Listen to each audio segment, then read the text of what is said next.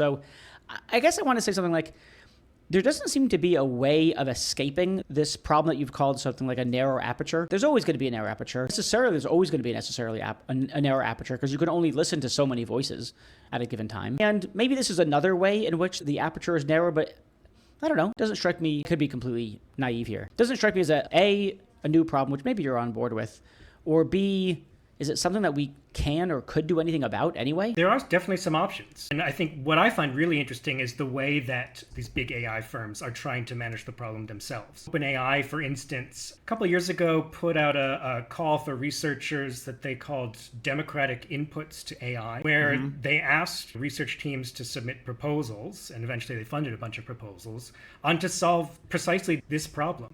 What kind of process can we use, should we use to ensure that inputs into AI models are democratically legitimate or something like that?